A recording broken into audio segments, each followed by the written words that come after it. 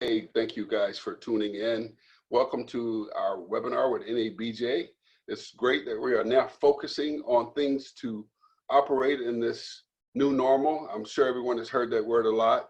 And I want to thank my panelists here, Michelle Smith, April Turner, and Neil Foote coming in from DC. I'm just kidding. It's a great image you have back there, Neil. Thank you.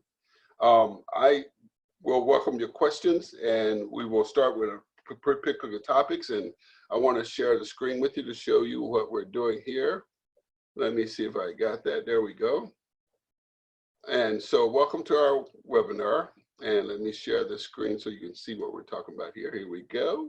Sharing the screen. It says best practices for communication professionals during a crisis. You have with you April Turner, CEO of Turner Communications, Michelle Smith, CEO of No Silos Communication, Neil Foote, CEO of Foote Communications, and I am Terry Allen. I am the NABJ Board of Directors Media Related Board Representative, and I also have a media firm as well. It's good to know that all of our members are here and all of these fantastic people here. So today we're going to talk about what communication professionals are dealing with in this new normal, which includes things I hadn't heard before: shelter at home, social distancing, and we're going to learn how we operate resources in a virtual operation, how to dialogue on what the best practices are, and the webinar will also show members how to communicate directives to all your teams, because this is a crisis of no other kind. It's a new crisis, and we've got to learn how to do that. So my first question is, how do we operate, and what's the best way to prepare to succeed in this new normal? I'm gonna leave with you on that one, Neil.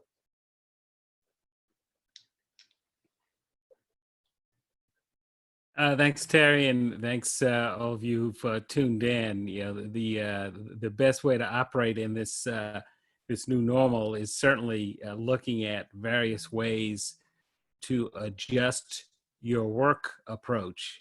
This is a virtual world now. If you weren't used to a virtual world, now is the time to adapt those skills, to learn as best as you can to communicate with people virtually as we are today, and do some old school things like pick up the phone and chat with your clients, chat with your coworkers over the phone.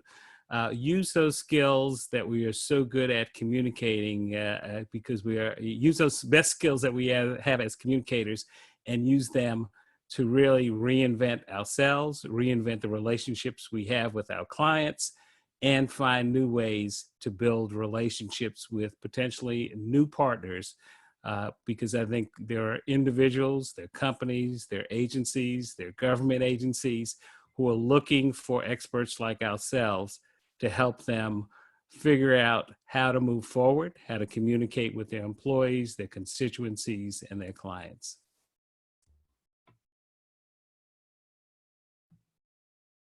I'll also chime in if you don't mind, Terry. Go for it, Michelle.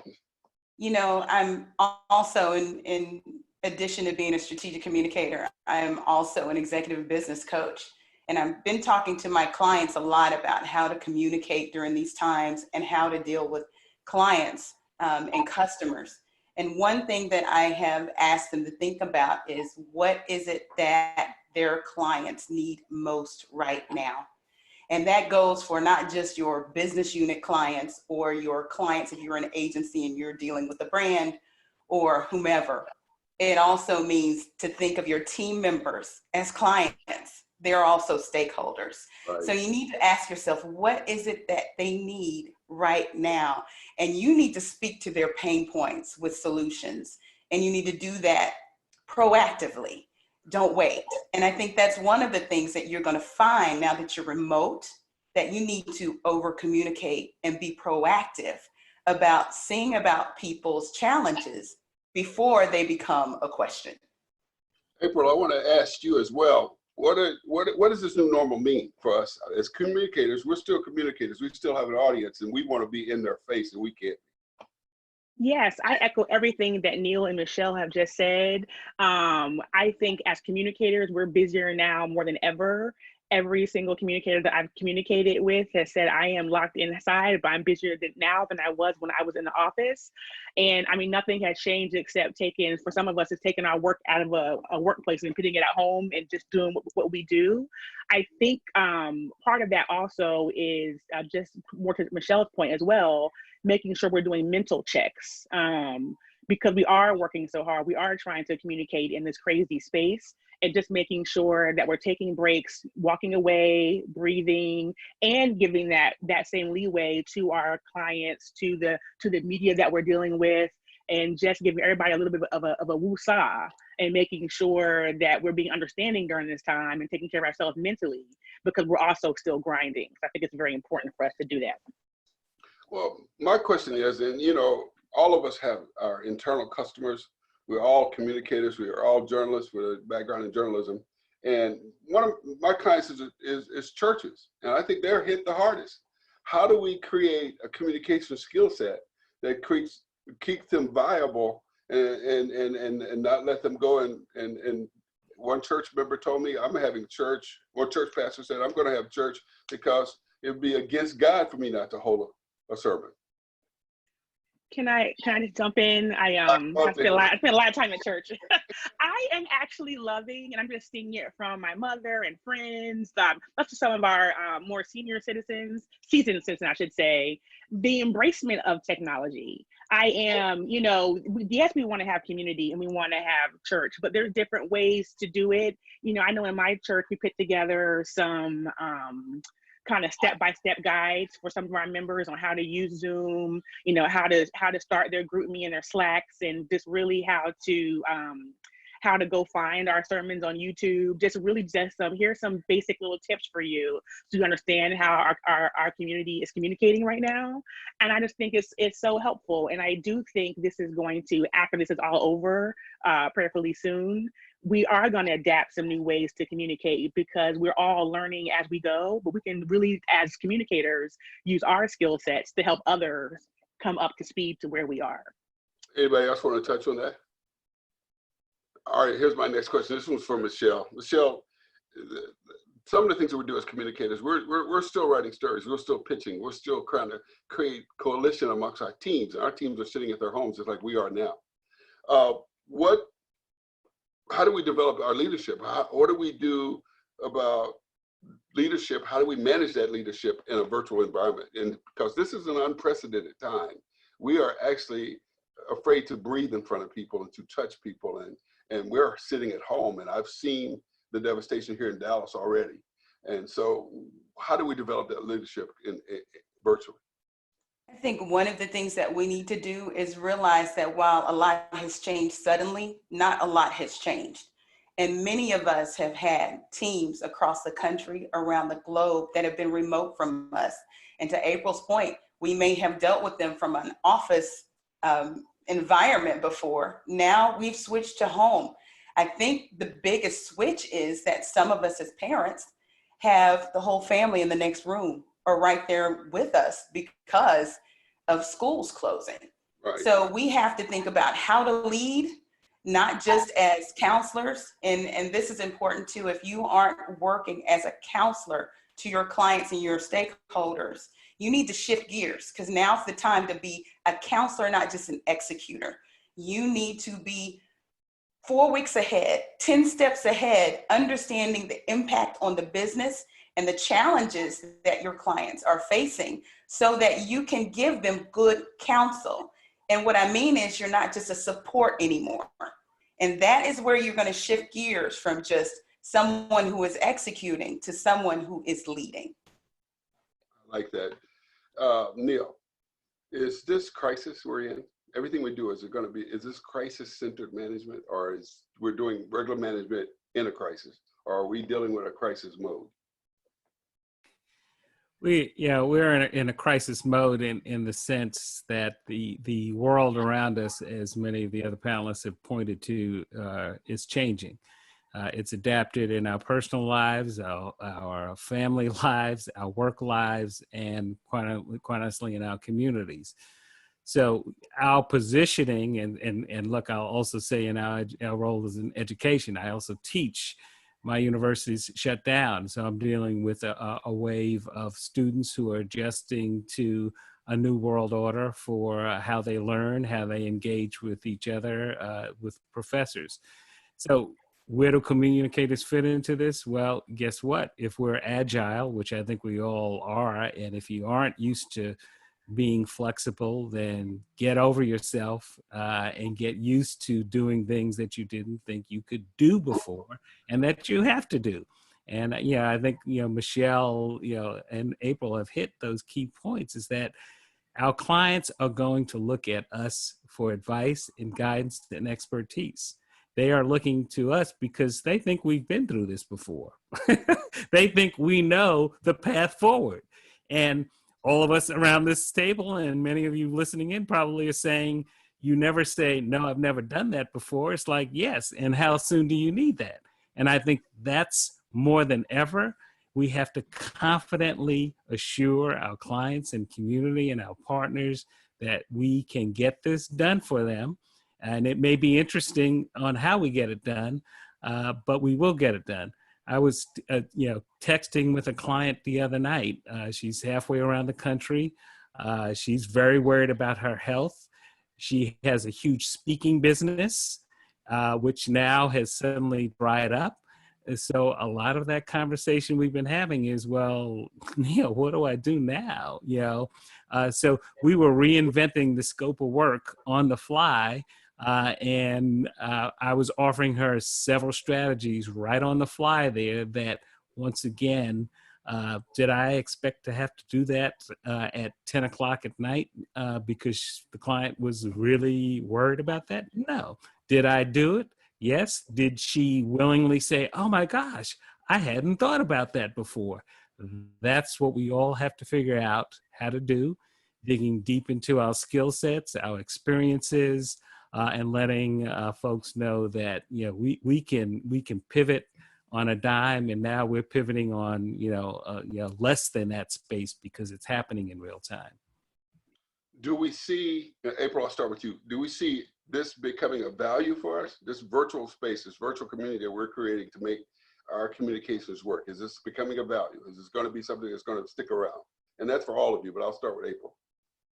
Absolutely. And I hate to keep using the term new normal because I think it is, but I've just seen, and I have been so proud of some of my clients for making that switch and, being able to pivot into that new normal. There are others that have not done that yet, but we're just going to have to operate in this space. I do think we are, as communicators, we are really good thought leaders in helping our clients and organizations think about how to pivot and do things differently, and also being the voice to help them, this thing is happening, help them guide the moment. How can we pivot our planning so that you can have your voice part of this conversation that's happening now? I know we were working on this last week, but now this is happening. I do think it's going to be something that we're going to see more and more going forward. And I actually have seen some people a little resistant to making this change. And I think we're all just going to have to go there. Neil's exactly right. I also teach classes. Everyone's changing. Work is changing. School is changing. And it's interesting to think about when this crisis is over, how much of that will remain. And I think we'll be surprised. You are seeing that you can do things in a different way. Honestly, it's more economical. It's a lot of different facets of it. So I'll be interested to see when our crisis is over, how much of the things that we're changing right now will stay the same. For example, I have a client, we are just weekly do phone calls. I mean, what most of us do. But now they have implemented Zoom calls, and everyone really likes the interaction and being face to face. And that's just one small thing. But I do think that was going to be a shift for them. They are going to continue to do that after this is over. So I think we'll see more of that. I would also add that one of the talents that we need to hone as leaders, as communicators, as elite communicators, is reading the tea leaves. That's what's going to keep us viable when this technology is outdated. We're going to have something else in another 5 years. That's how fast things are moving. So we need to be able to read the tea leaves, not with just the technology, but understanding what the needs will be in the cultural context in the next 5 minutes, let alone 5 years. Right. That means we have to be studied up, not just on our craft, but we have to understand the business environment. We have to understand the political environment. If you're a nonprofit, you need to understand what the needs are for your constituents and also for your organization. What's going to be happening and what's going to be the need down the line. And if you can proactively communicate these things, your clients will see you as not just a resource, but a wingman or a wingwoman that they cannot do without. I do agree that the permanence is going to come in, and that there's going to be some things that are going to be left over that we're going to permanently do. I think that the coronavirus, the phenomena is a game changer for us as a global presence. We're having to communicate across all lines. And that being said, all of you have received those emails from everybody, from Target to your church to your school, about policy, the CDC, everything's coming in our emails. I get 15, 16 a day. We're going to be, my barber called, and he's closing. So how do we develop policy that doesn't become political when we're trying to communicate that for our clients and also for our own brands? Michelle, you want to start that one? Well, what I can say is what you just described is a very cluttered environment. Right. Lots of emails coming our way. Everybody is being tasked to do video all of a sudden. So have you noticed the number of webinars that have sprouted out? Have you noticed how many churches are even doing streaming on the weekends? Our screen time has just quadrupled. So our challenge is to zig when they zag. You know, what we need to do is be able to say, I know you're weary of video right now. Let's go take this conference call, right? Let's do some audio. Maybe we need to do some podcasting. Maybe we need to do something that will allow you to free up some space so that you're not always on camera and you can multitask. We need to be able to make those types of decisions. Now, to the question around policy, I'm not sure how we're going to be able to impact policy in that way, but I certainly can say that we may be able to impact the business. And it's upon us to understand more than just our craft. We need to understand what the business units do and how what we do impacts the bottom line. And I just want to piggyback, Michelle, before I go to Neil. When I say policy, I mean that as a communicator, if I'm working at a government agency, if I'm working at a PR agency, if I'm working for a newspaper, as the communications advisor or communications director, I've got to write policy about where we stand on the virus. And sometimes I had to advise a client that your message has to be different than our mainstream administration's message, or you're going to lose your members. Right, absolutely. Well, and that all gets back to your audience. You got to understand who your stakeholders are and what their needs are. And if you pivot your policy, it needs to be based on that. So you can't look at what the next company's doing and say, oh, we need to do that.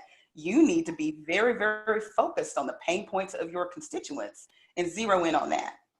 So Neil, go ahead, April. I was going to add to Michelle's comment, and also about the policy question. As communicators, I would just be acknowledging that we're in a very hard time right now, and it is.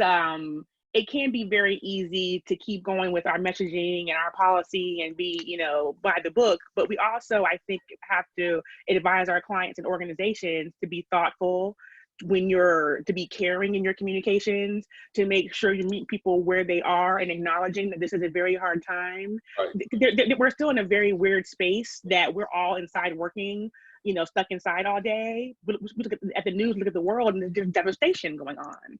And I think part of being a communicator is being able to understand that moment and to be able to communicate that. But also, we obviously have to keep going. But I have seen some emails that, or correspondences in my inbox that I wonder if that was truly captured.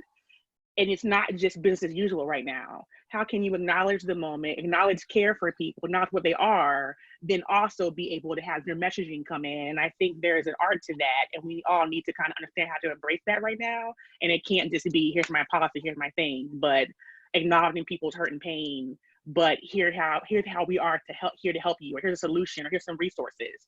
and being able to, because we're getting to the point now that we're all going to know someone by this, they're going to be impacted. We're all going to know a friend, a family member, a colleague.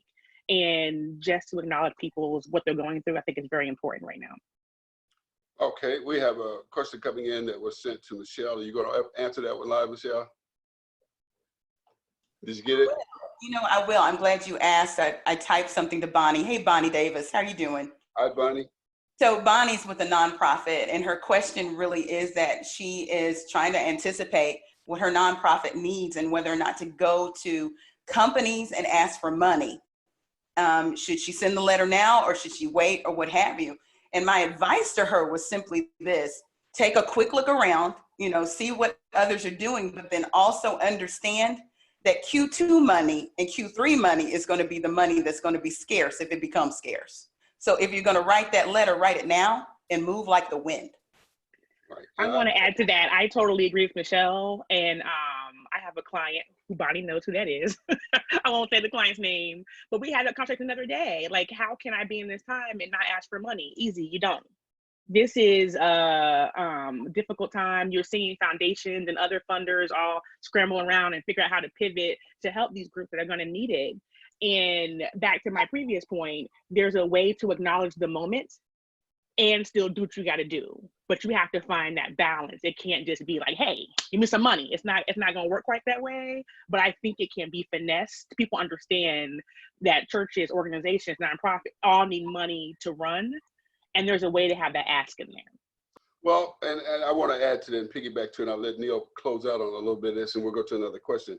The relationship you have with your donor or donors is going to be extremely important, because you'll have to leverage that knowledge, because at some point you can go to that donor and say, why don't we do what we're doing in September that we were going to be doing in June, because we are in a static moment. We don't know what June is going to bring.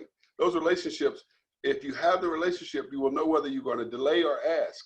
And then you can use that this whole time to say, in that delay, let's stay active, let's stay engaged. And since you are a partner, let's overlap some of your statements and some of your policies with our public messages as we go and as we move our needle or change our timeline. Mm-hmm. Neil? All right, so sure. A couple points is I want to turn it to kind of a practical approach. I know we have folks probably who are either in the public information side for public agencies, and there might be folks on the corporate comm side, which I think is part. Let me address those who might be on the PIO side. I think we are entering an interesting world for public relations information officers, for public officials, because we now live in a world where the public is looking at us more so than ever, if you're representing a public official, to give them trustworthy information. And if you are that PIO, then you are quite often the face of that, or you're quite often the person shaping that message. And so I think it's super critical, as you might send a letter to a donor asking them whether they should pay or not. It's super critical for that spokesperson for an agency to be as clear and crisp as possible and honest and transparent as possible on one side. For those companies, trying to get their message out about how they are conducting business, what they might be doing to help the community or certain aspects of their communities, how they might be managing or internally communicating with their employees, are all things that you as a corporate comm or PIO person should be handling in new and different and aggressive ways to make sure what you do now becomes a template for what you do in the future, and potentially may even remold how you operate in the days ahead. Well, here's the thing. I have a question, and I want you guys all to pitch in. And it comes from my good friend at Houston, Misty, because we talked about this. We have clients who have, and Michelle, you've been in this arena, product launches. I got a new product coming out. I've got to redo an annual report, and I've got to write a 55-page report. I've got to respond to the success of our research. No one wants to hear that. I mean, they want to hear coronavirus. what do we do when people turn their ear to pitching those stories? Well, first of all, I'd say there's a difference between an annual report and a product launch at this time. Big difference. So you probably want to move forward with the annual report because your investors are going to want to know how you are pivoting in light of what's going on. But when it comes to a product launch, Misty, I would say that this is where your counselor chops need to come in. You need to ask some very pointed questions to your client. First of all, what does this mean to the business, and how will this message be received in this environment? That's the first question. The second question is this: is media relations the only way to get this message out? There may be other ways. And then depending on what the product is, there may be an organic way to move it into the news cycle. I have a client, I have very few PR clients at this point. I spend most of my time lecturing in strategic communications at this point. But I have a client that has a book, and her book is around women's empowerment from a girl's perspective. It's a children's book. And she had some events planned. And then coronavirus happened. Everybody's locked down. The events that she wanted to do at the churches were like, it didn't seem like you could do it because of social distancing. So we decided to wait. But while we wait, we think, right? So I just doubled back to her today and I said, what do you think about doing this virtually? Because at this point in time, this is how people are thinking right now. How do we move business forward? How do we move our lives forward in this new age of coronavirus? And if she takes these events virtual and they're successful, she has a news story. So you may want to ask several questions, but I'd also say, don't just be the executor and go and call that media who's not even thinking about you right now because they got coronavirus on the brain and try and pitch a product when you can ruin your relationship. No, take some time, think about it. How is it going to work in the cultural context?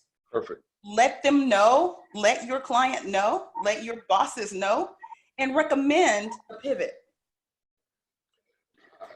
Yeah, I would love to weigh in. Hi, Misty. I definitely have experienced that a lot in the last few weeks. And to Michelle's point, I've seen the good and the bad of that.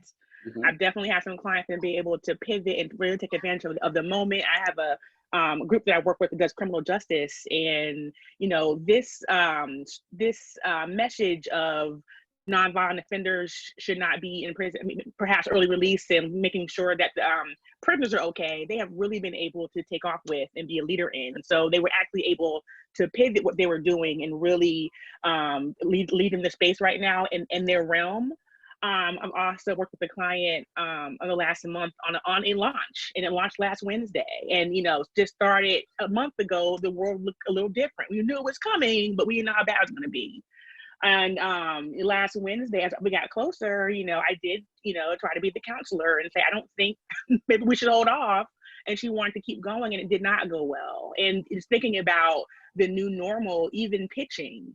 My office is located in the Washington Post building. They were told about 2 weeks ago, if you can't work from home, go home. Like the newsrooms look different right now. Those journalists that can be home are home. So even calling and pitching looks different, because who are you calling? If you don't have a cell phone number, or people's inboxes are so inundated, you know, you're not able to even get through on the phone.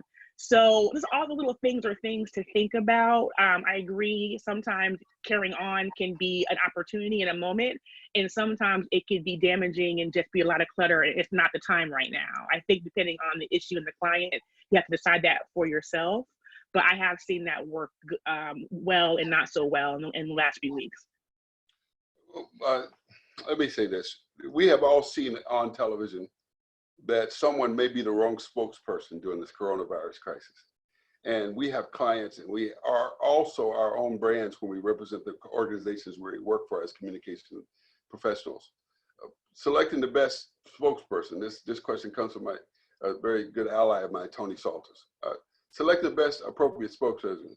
If you have a diverse audience and you're using someone who may not be good enough, how do you identify who's going to do the updates, who's going to make the messages? How do you convince your team and your client that you may not be the best person to answer that question because you're in the face of the coronavirus and you're being escalated? The answer is in the data. And that's the only way you actually move a client forward and get them on board. And the data can come from third parties. It can also come from yourself, right? I would start with the audience. Who are you trying to convince? Who are you trying to influence? Who do they trust? Who do they influence? Who influences them? If you're trying to get to a diverse audience and it's consumer oriented, let's lean in on Nielsen. Nielsen gives us great stats every year about who has influence. And you know what? Leading Black does not lose, it wins a lot. And you'll find that Black culture drives pop culture. Right. So why not have a Black spokesperson that can speak to everyone? We've got a lot of them. Oprah, Rev Run, you may not have that budget, but I'm just saying, you can find somebody with mass appeal who will also speak to the cultural nuance that's out there. All right. Neil, this starts with you. We've got so many issues that we were currently working with as communicators, social justice.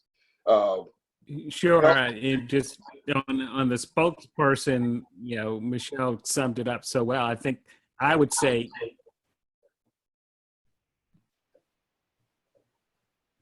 you muted yourself. Yep, a little bit of a lag in the audio here.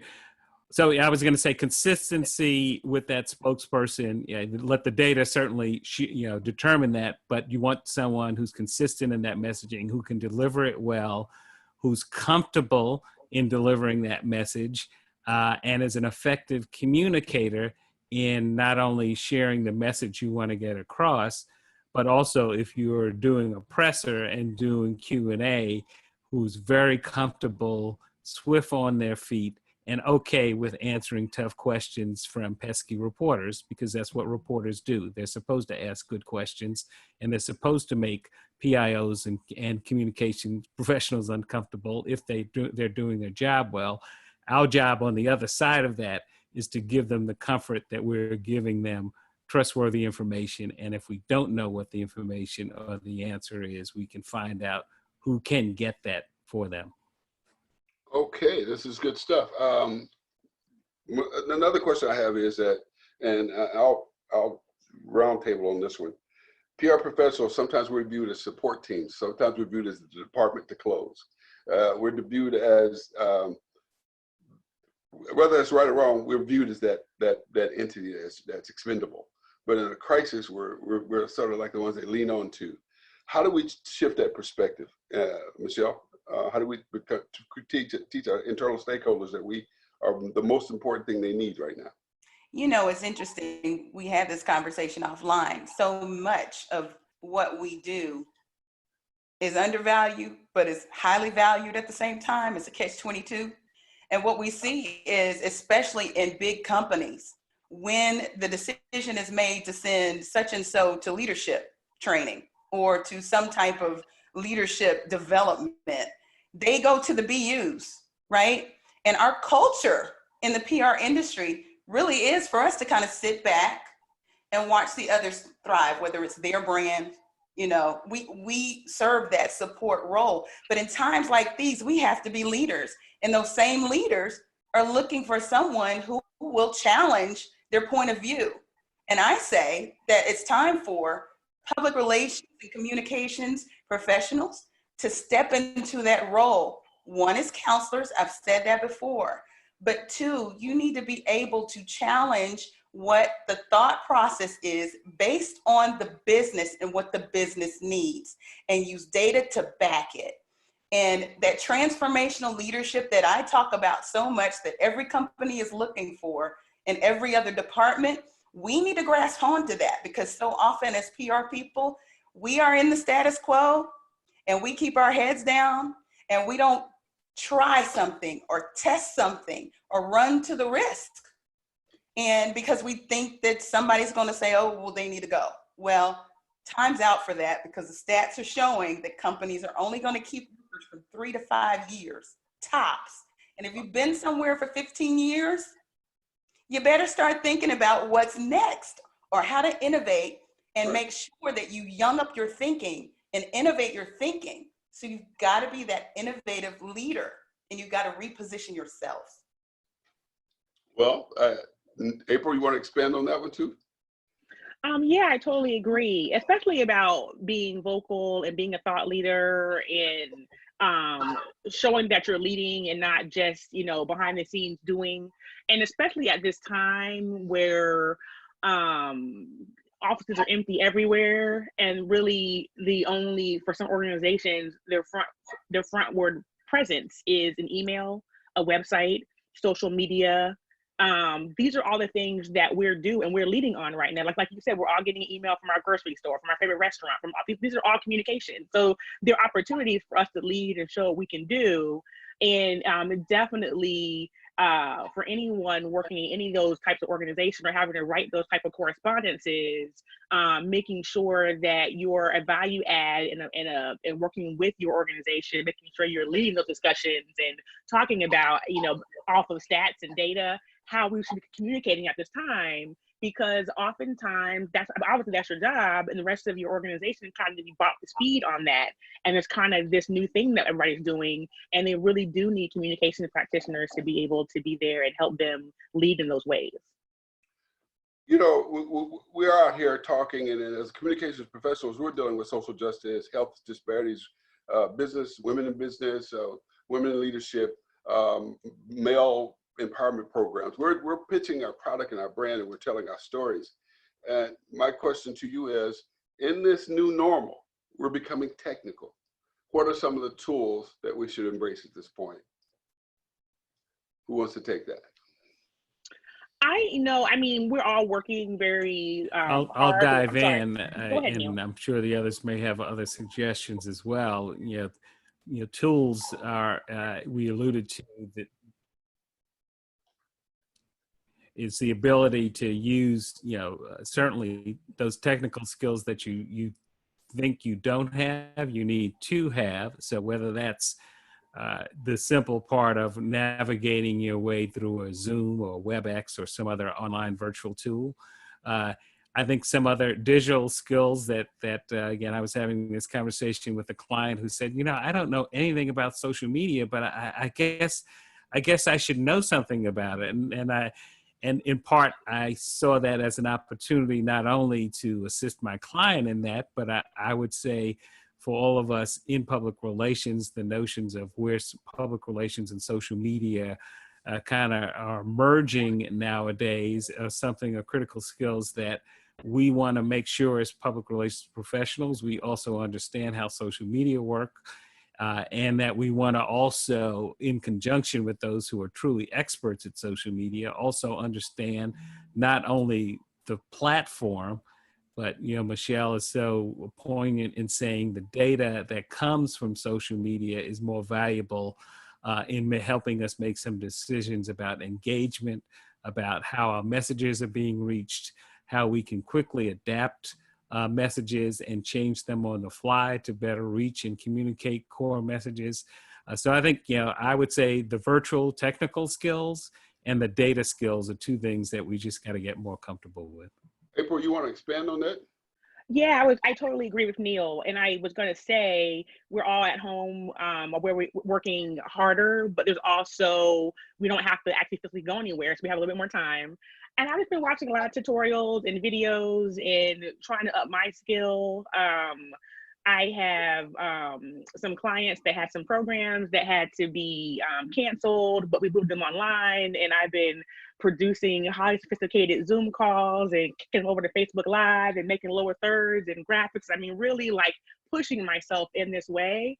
And it's interesting. They're not things I ever have time to do. I've always wanted to do it. I want to play more in design and do things. And now I'm being forced to. So I think it's really a time where, while we do have a little bit more time, we're able to do some self-teaching. And we are, from where our careers first started, we have all these tools at our disposal. There's all these tutorials, there's YouTube. You can sit down and teach yourself a few things during this time that help take it to the next level for your clients and for your organization. Great. Anybody else any tools? What about, let's hear, one of the tools that seems very popular, I've used it twice, is TikTok. Anybody want to give a value statement on that one, if it's valuable for us as communicators? Michelle? I can speak to TikTok. Okay, so I've been on TikTok for the last couple of months as an individual, as a certified coach, and I'm there to give information. You'll see that there's a growing number of people over the age of 40 who are professionals that have joined TikTok, and they're joining by the droves. You see a lot of health professionals too. But I haven't seen a lot of brands outside of paid on TikTok just yet. I believe they're trying to watch and see outside of entertainment brands. They're trying to watch and see, but there are some tactics that I've seen that have worked where they send an individual from the brand. So Walmart actually has a bus boy. I mean, he bags the groceries and the little boy can dance his behind off, and he has millions of followers. Don't ask me how it is translating to sales yet. I don't know. And you probably have to talk to Walmart to see if this is working. But if you're out there just to bring that happy spirit to your brand, you might want to watch it. And again, read the tea leaves to see how that might help your business. And it's going to be very important to make sure that your audience is there. If you have an audience that is, not within the TikTok realm, and you don't know how to speak the TikTok language, and by that, I mean, you better bust a move from time to time. You've got to, okay? Don't try it. If it doesn't align with your brand, don't do it. When I worked for AT&T, one of the things that we used to joke about was the globe in and of itself wasn't a cool thing. The brand wasn't cool.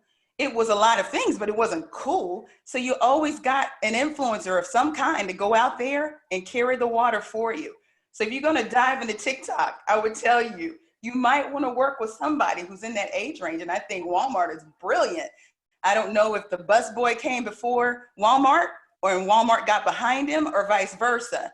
But if you have somebody that's out there already killing it, get behind them. Oh, wow. I love it. I'm about to become a TikTok user. Thank you very much. We've got a bunch of questions coming in, and we were trying to get to all of them, and we're getting closer to the end. So let's get started. We got one here that says, hello, panelists. What are the challenges of working in a virtual environment, especially in those difficult times? How important is it to communicate multiple messages? Oh, this is a E.F. Hutton moment, huh?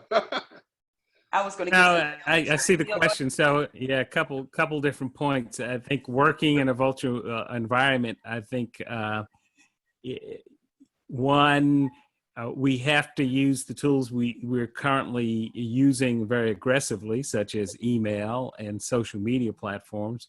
But I think it's also a time, I just can't stress the point that particularly for some of the younger folks in the audience, and the question from the individual is that it's okay, and I think is an impressive when younger folks actually pick up the phone and talk to you, no less write a note or a letter to follow up with individuals.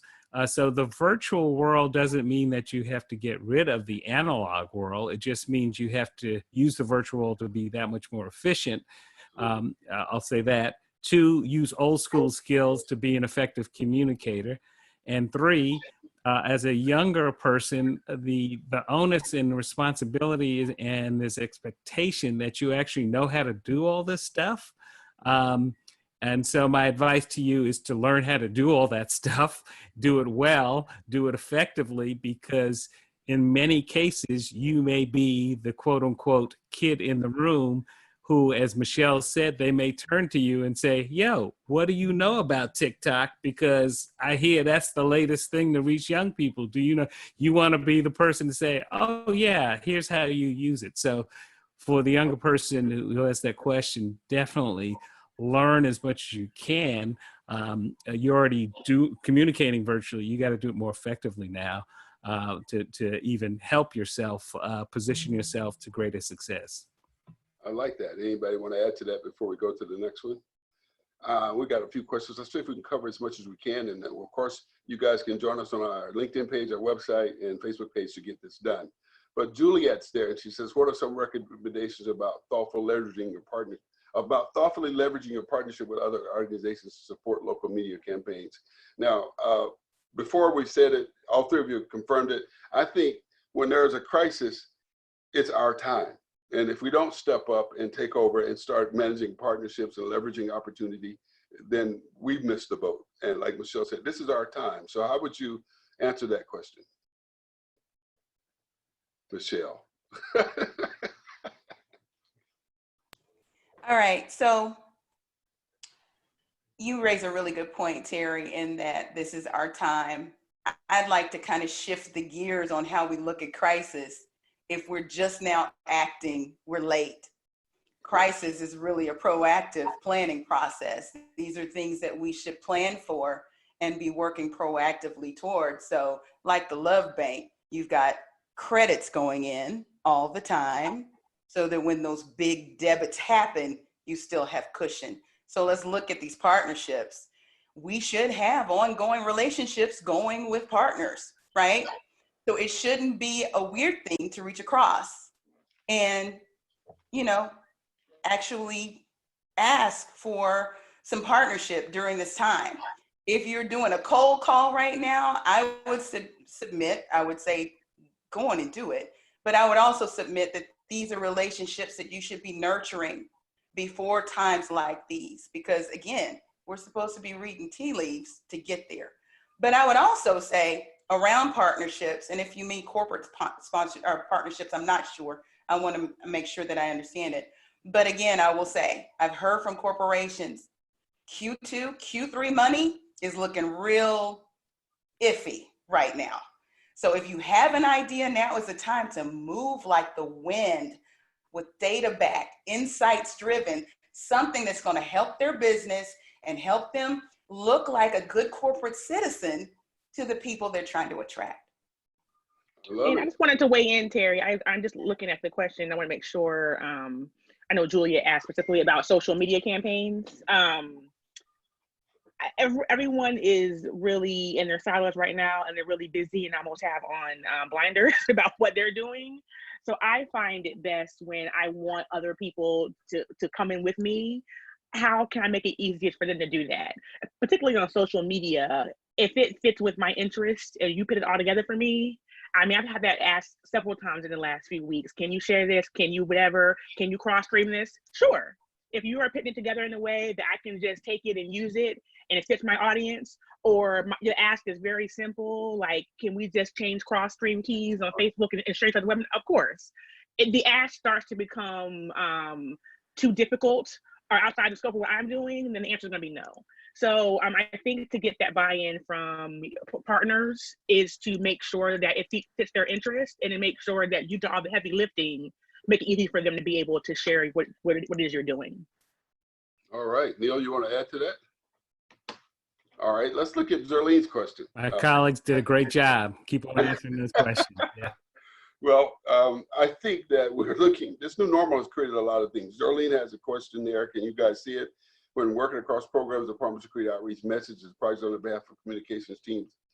The question about it is it okay to communicate and complete and distribute other departments' ideas? I think that's a long it is. Hi, Zerlene. I think I get what Zerlene is saying. It is very typical, as we know, other departments to say, here, communication, go off and communicate. And you're like, wait a minute, you can't put this all on me. Especially, it probably even happens more now that we're a little bit more remote. You really can't be in someone's face. People kind of expect you to do all the heavy lifting. So if I'm getting to the heart of your questions, Zerlene, I feel we all as communicators need the rest of our organization. We need help from them. We need things from them, other departments. I have found, and I don't like more systems and process, I have found that work plan software is working really well right now. People are working at home, whether it's Mondays or what's the other one, Terry, that Basecamp, whatever people use. Basecamp, that are very particular. I need this from you by then, because a lot of those things go unsaid and they assume the comms team has it. And that's not always the case. And I think sometimes it has helped us to be a little more particular and spelled out what I need from you to complete my job. I'm not sure if that's answering your question, but when I see what you're saying, I'm thinking about that. Yeah, if I can jump in, I just want to get underneath the question if I understand it correctly. It sounds like you're trying to build a more collaborative table setting when it comes to putting these programs together instead of, oh gee whiz, here's the afterthought, comms, go get it out there, right? That's what I'm hearing. So my advice to you is this: you need to start to build relationships with those key leaders in their downlines, their reports. And that's going to take some meetings before the meetings and after the meetings, but you need to start speaking their language. I'll give you a great example. A lot of folks in marketing and advertising don't think that comms and PR people, just straight up PR people, know what they do. And in fact, if you watch Mad Men, you know that there was some type of, hierarchy, if you will, where the ad people thought they're a little bit more evolved, right? But times shifted a lot with social media when suddenly we had to figure out who owned that, right? Is it reputation? Is it brand? A lot of that went on. And we were forced to kind of learn the language of the whole marketing mix. Right. Here's my challenge to all straight up PR people. Learn the entire integrated marketing mix language. And if you can speak the language of those leaders, you will get their attention and you'll be able to collaborate more with them. I'd also say in the business units, get to understand the business and how what you do impacts that business. And you need to start to communicate that ongoing. This may not be something that's always seen out front. It may take some coffees or some virtual coffees. It may take some phone calls. It may take some sharing, but ultimately you're going to look for advocates in those business units and also in those organizations who will actually stand up for you at that table at some point. You know what? I've been talking to Neil Foote. He's got some really good ideas. Can we bring him to this meeting? That's what you want to happen. Right. Leveraging. And like I said, this is our time, and crisis is always our time, and it's about opportunity and is preparation happening. And so one good thing that I want to say, because we haven't got much time left, is that we're going to load up that crisis communication plan we distributed last year in Region 3's conference, and it was heavily distributed. It's a basic plan. Everybody on this panel is a mentor to each and every one of us in the membership, so make sure you're paying your membership up and making donations to the organization. And Alfonso is all the way from the Ivory West Coast, and I think we covered most of his answer, but he was talking about the tools that... We got to shout out AVM just from tuning in from Africa. All right. Hey, AVM. Hotel, but yeah, and one thing I do is that I wouldn't be complete if I didn't give a shout out to Sia, New Yorker, and Rod Carter on the board with me, because they started this by teaching reporters how to handle the coronavirus and how to report. And now we're working with our communicators. And another member of the board, Roland Martin, has put together a whole tool list of tools that we can use to broadcast and be virtual. And he's going to be sharing that. And we will continue to do this as we go forward. And we're closing out our time. So the one thing I think we ought to do, and the thing that we need to address, and I had T-shirts made for the panelists, and you guys are getting them in the mail. But the T-shirt says, social distancing does not mean social disengagement.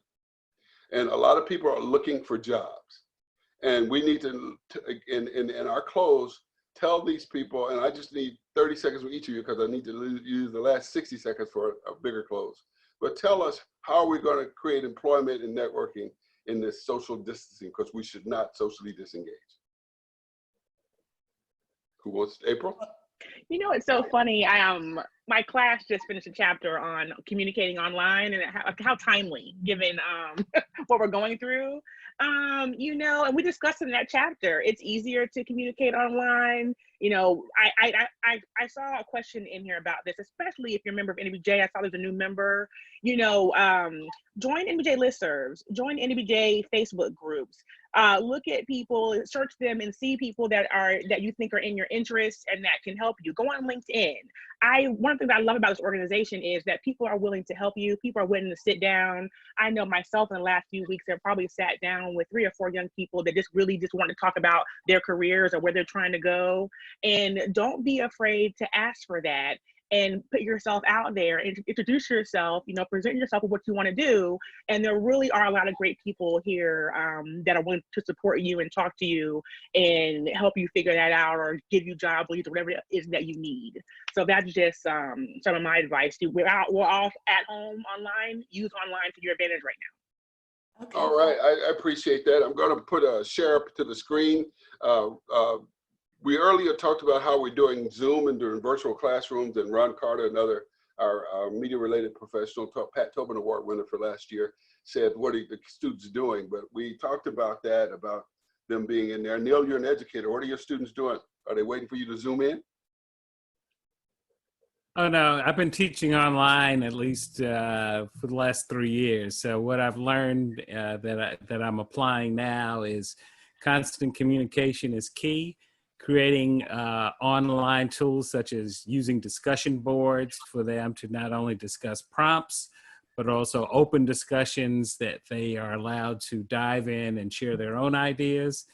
And in one scenario where we had a designated class time, I'm at least making sure that the first hour of that class, I'm available on Zoom to answer any questions they have or just chit chat. I mean, this week, a couple students chimed in and it was just talking because they're trying to digest this all.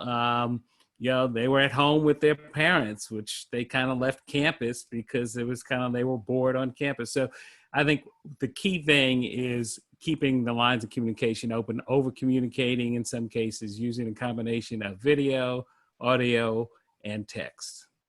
All right, I appreciate everybody. This has been amazing, and you guys, it's good to be surrounded by people I've known throughout my whole journalism career. I've been a member in NABJ for as many years, and so I really do like the fact that I've been here a while. I want to recognize the trailblazing work that April did by making the media-related people have a presence, and we created our own awards. And I'm going to share this one screen with everybody, but this is going to show you how we stay engaged, and some of your questions you need to answer. We need you to be a part of the team that makes it happen. Neil is on our communications committee. April is in the media task force, one of the chairs, and she was a former board-related board member, representative. Hey, I got that, did that. And so, and Michelle has had a great presence when we were talking about diversity and PR, and her workshops have been standing room only. So we need you guys to be engaged. And let me share this last screen with you so you can see what's left to do. And it's a call to action, okay? Here we go, here we go. Can you guys see the screen? There we go. We need you to donate to NABJ. These are static times, and we are definitely need to keep this organization viable, and it's changing. We represent a multitude of classes, networking, connections, and career opportunities, and we need you to go turn around and make a donation. The Salute to Excellence Awards in PR are still available. There's 6, 7 awards that we need to submit for. We just created a new LinkedIn website. You need to join that. Our Facebook page is very active. Those who need to mentor each other. There are those of you who have technical skills, and some of us has strategic skills. It'd be great if we could marry those skills through a mentoring process. And just like these wonderful people on this presentation, Michelle, April, and Neil, we need more of you subject matter experts to stand up. KL, I saw your question in there. And so we're running out of time, but go to the website. On the website, you will see answers to the coronavirus, answers to a lot of things. So we're closing out, but please volunteer the task force, bring your stuff here at nabj.org. Thanks to the work that Kanya is doing in the communications department, and our executive director, and our esteemed president, Dorothy Tucker, and the other board members. We have a lot of answers on that page. And it was said in one of our meetings that you guys are not looking. Go to that website, find those answers, and go to our pages. If you can see the post that Neil, April, and Michelle posted on LinkedIn about this event and what we're going to discover and the excitement we have. You need to join us there. So that being said, thank you for being a part of this panel. And we're closing out for the day. You'll find all our handles and all our Twitter and everything on there, but I need you to know that our big motto is, if it's media, it's related. Let's see that tag going out there on some of our work. All right. thank you so much. I am at Terry Allen PR is my Twitter. What's your Twitter, Neil? Your Twitter, Neil. Come forth there. I think Neil's had a delay. Mine is at April O'Turner, and April has 2 L's. I put it in the chat. Okay, good. How about you, Michelle? Neil put his as well. I'm sorry. Okay, there you are in the chat. It's right. at foot.com, at foot.com. At foot.com, and there's Michelle. So thank you, guys. I need you to go beyond this webinar. I need to see emails to everybody here. I need to see activity on our Facebook page. I need you to review the website and see what great work our home office has done to keep us informed. And there was a question about me touching my face during this crisis. Well, thanks to Sia and Rod, I have been using my sanitizer, so I'm able to do this because I am a face-touching person, so I had to have my sanitizer. And thanks to Sia and Rod, we're able to do that with the first webinar they did. And thank you for your shout-out, Sia. And make sure that we're practicing social distancing, but not social engagement. Thank you, everybody. Goodbye. Thank you, Terry. Bye-bye. Thank you.